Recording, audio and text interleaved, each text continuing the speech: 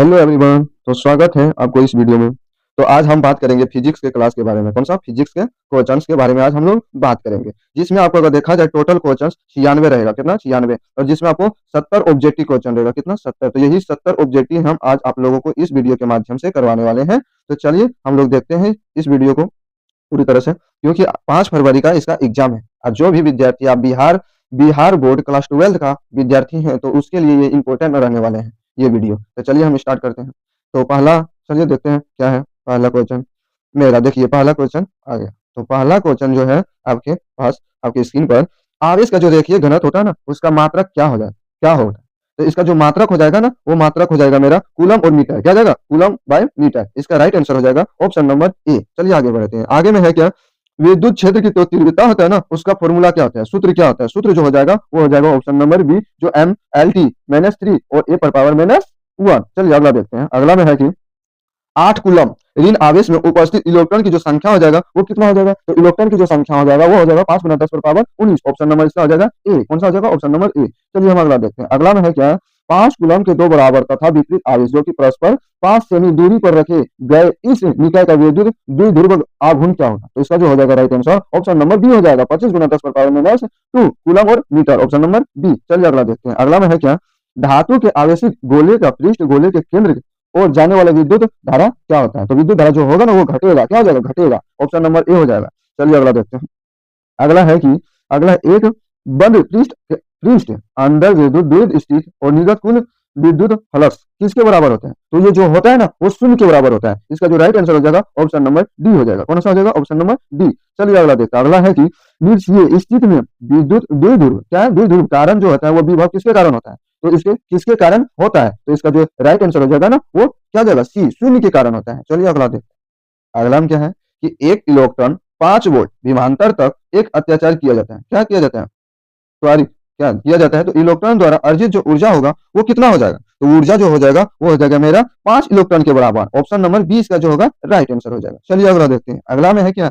एक विद्युत, क्या है मेरा? विद्युत है। क्या है? विद्युत, विद्युत क्षेत्र जो कि ई है। क्या है? ई। और विद्युत विभव भी है। ये बीच का संबंध क्या कहलाएगा? तो बीच का जो संबंध कहलाएगा वो मेरा हो जाएगा option number A, E minus D B और बटे में D R. Option number A हो जाएगा। क्या हो जाएगा? Option number A. चलिए अगला देखते हैं। अगला में है क्या? अगला में है कि आर दूरी पर रखे दो विद्युत द्वि ध्रुवों से बने निकाय की विद्युत स्थिति ऊर्जा अनुक्रमानित होता है। किसके बराबर होता है? तो ये जो होता है वो आर स्क्वायर के किसके बराबर होता है? आर स्क्वायर के। ऑप्शन नंबर ए इसका राइट आंसर हो जाएगा। चलिए हम लोग अगला देखते हैं। अगला है क्या? 11 नंबर क्वेश्चन की pico Friday, pico farad, sorry sorry, क्या हो गया? पिको फेराड का मात्रक जो होगा वो क्या हो जाएगा? तो इसका जो मात्रक हो जाएगा ना वो हो जाएगा विद्युत धारिता। ऑप्शन नंबर सी इसका जो हो जाएगा राइट आंसर हो जाएगा। चलिए अगला देखते हैं। अगला है कि किसी भी संधारित्र की धारिता निर्भर किस पर नहीं करता है? किस पर नहीं करता है? तो इसका जो राइट आंसर हो जाएगा ऑप्शन नंबर ए हो जाएगा, प्लेटों के आवेश पर। Option number A, sorry C, option number C हो जाएगा इसका राइट आंसर।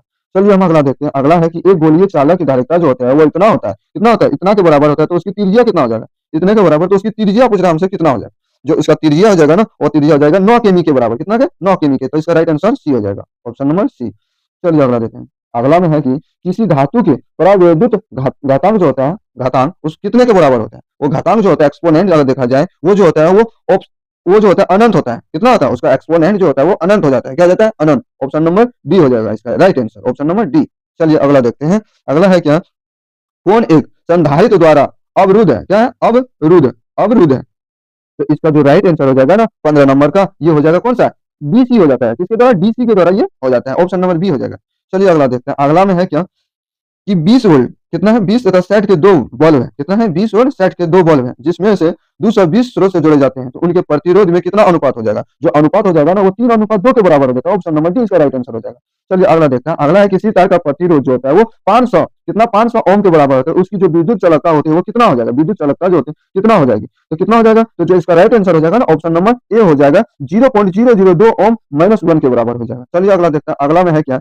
एन के समान प्रतिरोधक पहले श्रेणी क्रम में रहता था और बाद में वो समांतर क्रम में जोड़ जाते हैं। तो अधिकतर, न्यूनतम और प्रतिरोध का अनुपात जो होगा वो किसके बराबर हो जाएगा? तो वो जो हो जाएगा वो हो जाएगा एन स्क्वायर के बराबर। और इसका राइट आंसर जो होगा ऑप्शन नंबर डी हो जाएगा। हाँ चलिए अगला देखते हैं।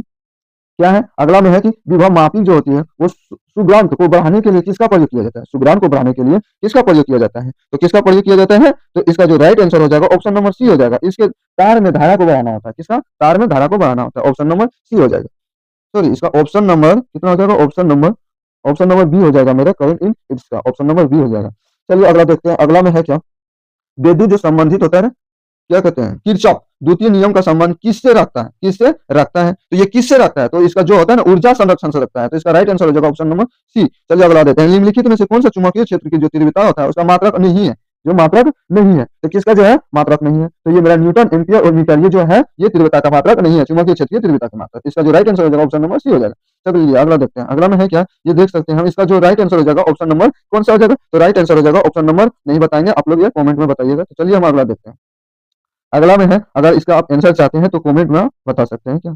चलिए चलिए हम देखते हैं 23 नंबर का, 23 नंबर का है क्या, एक समान चुंबकीय क्षेत्र जो बी बल्ब रेखाओं के समांतर एक इलेक्ट्रॉन जिसका आवेश जो होता है वो ई होता है और वेग जो होता है भी से चलता है, तो इलेक्ट्रॉन पर लगने वाला बल्ब जो होगा वो क्या होगा, लगने वाला बल्ब जो होगा